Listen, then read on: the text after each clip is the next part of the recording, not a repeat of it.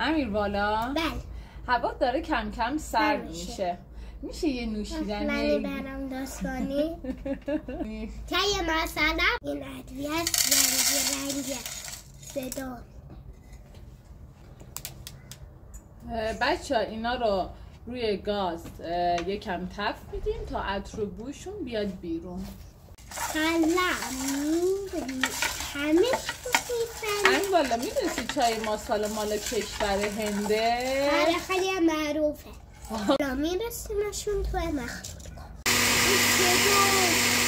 حالا اینا میرسیم توی شرفه دردار که مراقبه. حالا یه لیوان آب،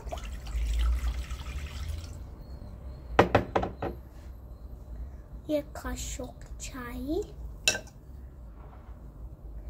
یک قاشق مساله، حالا یک قاشق شیر، 2 تا قاشق شکر میرسیم.